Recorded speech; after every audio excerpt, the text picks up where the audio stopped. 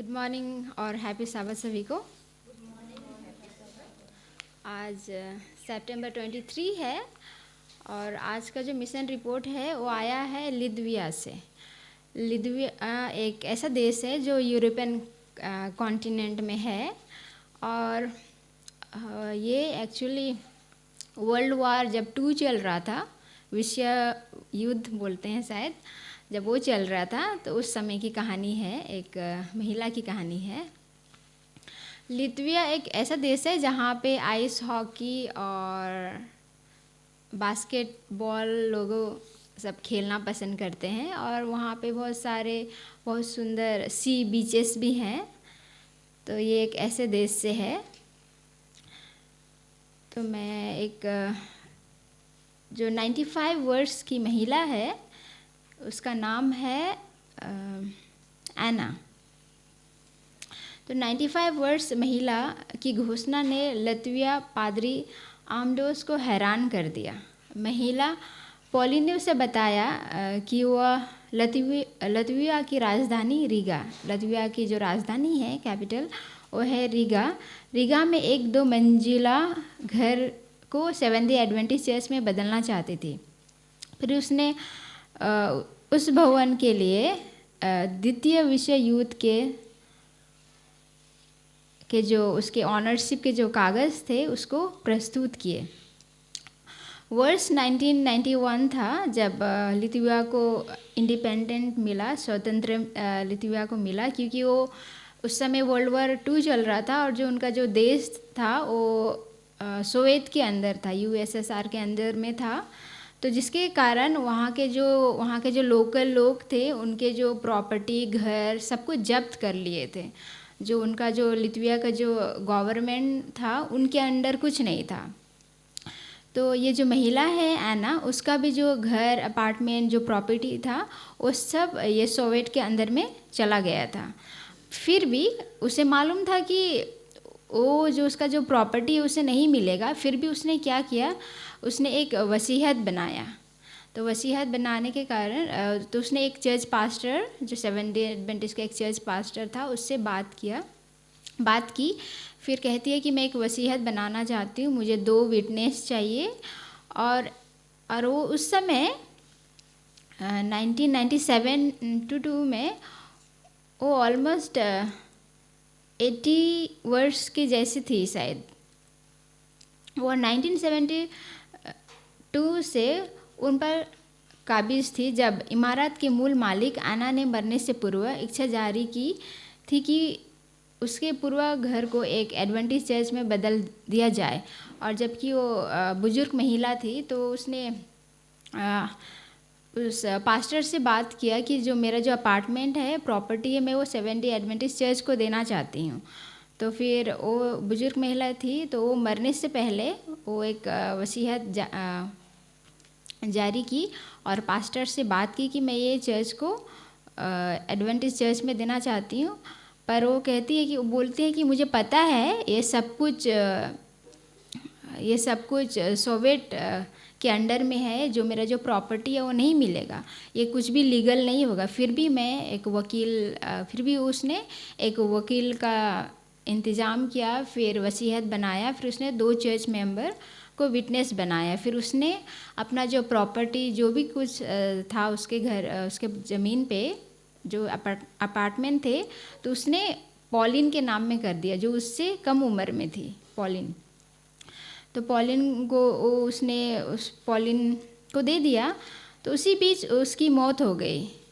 वो 80 वर्ष की हो गई तो उनकी मौत हो गई। तो 1940 के दशक में लिथुआनिया के सोवियत संघ का हिस्सा बनने पर एना नाम की एडवेंटिस्ट महिला द्वारा अपनी संपत्ति खो देने का बात हुआ। तो उसने उसका जो संपत्ति था वो पॉलिन के नाम में कर देती है। फिर 1972 में वो 80 के दशक में उसकी मौत हो जाती है। और जो सोवियत का जो लिथुआनिया का जो इंडिपेंडेंट जो मिला वो 1991 में। तो 1991 में लतविया के स्वतंत्र होने के कुछ समय बाद पॉलिन ने आना की जो आखिरी इच्छा थी, तो उसने पास्टर अमडोस को बताया। एडवेंटिस्ट पास्टर था, तो उसने बताया। उस समय पॉलिन महिला 95 वर्ष की थी। उस समय 1991 में पॉलिन 95 वर्ष की थी। तो उसने आमडोस जो वहाँ का चर्च पादरी था, उसको अपने वसीयत के बारे में उससे बताया। फिर आमडस ने कहा कि ठीक है, मैं इसको ट्राई करूँगा। तो उसने बहुत सारा मतलब उनको परिस्थिति से गुजरना पड़ा। तो वसीयत में और जो पॉलिन के जो पोते पोतियाँ थे, बेटे बेटियाँ जो थी, वे लोग चाहते थे कि जो उसका जो प्रॉपर्टी, एना का जो प्रॉपर्टी था, उसे वो किसी और को ना दे, मतलब फैमिली के अंदर ही रहे, जबकि वो उनका नहीं था, वो एना का प्रॉपर्टी था। फिर भी वो चाहते थे कि उसके जो पोते पोतियाँ थे कि वो घर के अंदर ही रहे, फैमिली मेम्बर के अंदर ही रहे वो प्रॉपर्टी। फिर पर पॉलिन ऐसा नहीं चाहती थी, कि पॉलिन जानती थी कि एना की वो आखिरी इच्छा थी कि उसका जो अपार्टमेंट, जो घर था, उसको चर्च में बदल दिया जाए। तो आमडोस पादरी से बात करती है, सो उससे मदद लेती है। यह काफ़ी लंबी प्रक्रिया थी, तो पेचीदा मामला भी था। पॉलिन के जो बच्चे थे, वो लोग उसको फोर्स कर रहे थे कि वो चर्च में ना बदले उसको। फिर पॉलिन की 104 वर्ष की उम्र में मृत्यु हो गई। तो उसने जो कागजात बनाया था, उसने पादरी को दे दिया। फिर वो 104 वर्ष की हो गई पॉलिन, फिर उसकी मौत हो गई। फिर 2004 में संपत्ति पर एक नया चर्च भवन का निर्माण पूरा हुआ। उसकी तो पॉलिन की भी मृत्यु तो हो गई, पर वो जो कागजात का जो प्रॉपर्टी जो काम भी था, वो परमेश्वर के प्रार्थना के द्वारा और सब कुछ सफल रहा। और वहाँ पे 2004 में वहाँ पे एक नया चर्च निर्माण पूरा हुआ। आज आमडस 76 साल के हैं और रिटायर हो चुके हैं।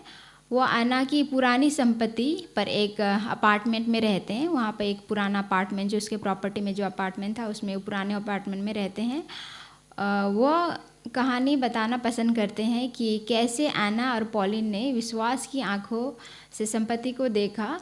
सो इन दोनों बहनों का विश्वास अद्भुत है। वे कहते हैं एना और पॉलिन को ईश्वर में विश्वास था, और इस त्रिमास के 13वें साबत दान अन्य लोगों के विश्वास के बारे में सिखाने का अवसर प्रदान करेगा। 13वां साबत दान का हिस्सा लतविया की राजधानी रीगा में एक इमारत के निर्माण में मदद करेगा, जो भाषा कक्षाओं और स्वास्थ्य क्लब के प्रभाव के केंद्र के रूप में काम करेगा।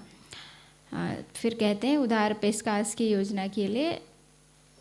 योजना बनाने के लिए धन्यवाद। फिर हम इसमें देखते हैं कि 1972 की बात है, जब 1940 की बात है, जब वर्ल्ड वॉर सेकेंड जो है वो 1939 में स्टार्ट हुआ था, और I think first world war 1914 में।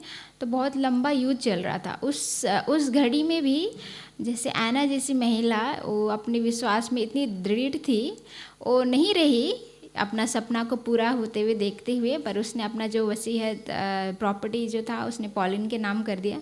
इवन पॉलिन भी नहीं देख पाई वहाँ पे चर्च बनते हुए। फिर उसने आमडस को अपना जो कागज़ प्रॉपर्टी था, उसने उसे दे दिया। फिर 2004 में जाके वो चर्च भवन खड़ा हुआ वहाँ पे। तो आइए हम भी इस तरह की विश्वास अपने मन में रखें। परमेश्वर आप सभी को आशीष दे। Thank you.